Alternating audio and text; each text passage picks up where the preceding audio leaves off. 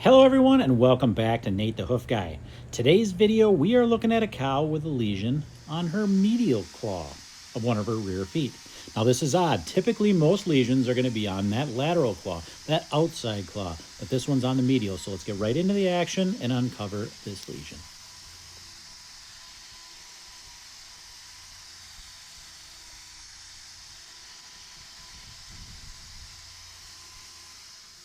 So why is it that the lateral claw tends to have more lesions on the back feet than the medial claw? Well, two reasons for that. First off, the lateral claw is the first claw that comes in contact with the ground when a cow walks. We call that heel strike. It takes the majority of that heel strike force. The second reason is that the lateral claw also takes on the highest maximum pressures during the process of locomotion, meaning it's the claw that ends up taking the most weight and applying the most weight to that claw capsule. And that's why we see the most problems with that lateral claw.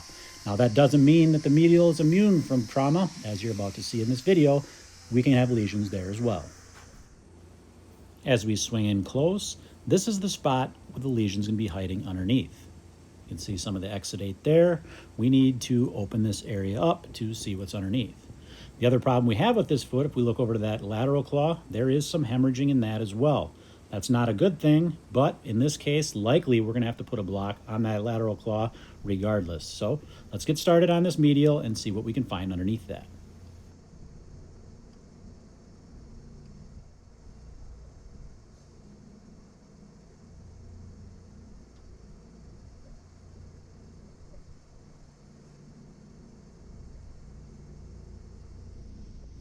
The horn I'm removing right now is known as loose horn. The reason we call it loose horn is because it's no longer attached to that corium layer underneath. What happens when we have a lesion is this cow, in an attempt to try to heal that lesion, goes through a period of time where there is no horn growth. It kind of stops. And what that allows to happen is when that horn begins to regrow, we have a separation there that gives some space for that lesion to try to heal naturally. What I'm doing by removing this loose horn is opening that lesion up. We're speeding this process up, essentially, allowing it to air out, removing all of the loose stuff that could possibly abrade that lesion. We're taking that away. This loose horn removal process looks like it would be painful, but you got to remember that the white horn, the horn that we're removing, is much like our fingernails. Cutting that is not painful. These lesions underneath are painful, and that's why we're getting this loose horn away from it to try to get them to heal. If I'm careful with this process, it's not a painful process though. Now that I've got this area cleared out with chlorhexidine, I can see the area I still need to remove along this outside wall. And then I'm going to put a block on this other claw.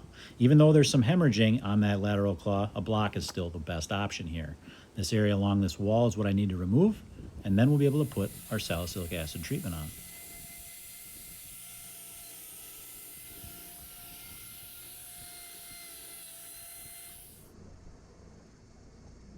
And yes, I did manage to get glue on both of my hands during this block application.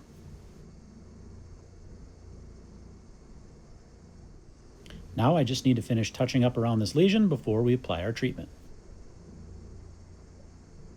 This is the trickiest cut I need to make because that loose horn is laying right up tight to that lesion, so I need to pull it away just slightly so I can slide my knife up underneath that so I don't damage any of that tissue around it.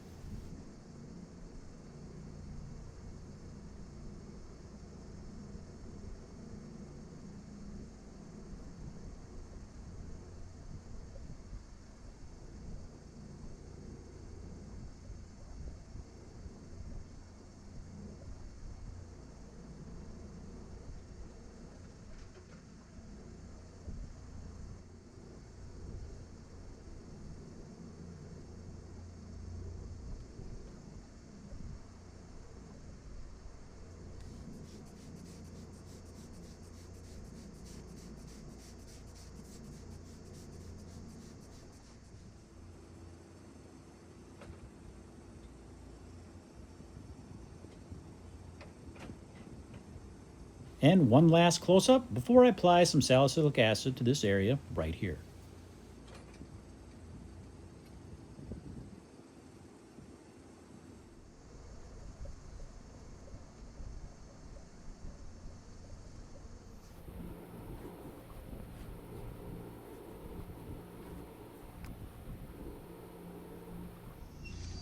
Careful knife work is going to allow this girl to walk away seemingly pain-free. And that's going to do it for today's video, guys. As always, thanks for watching, and we will see you all on the next one.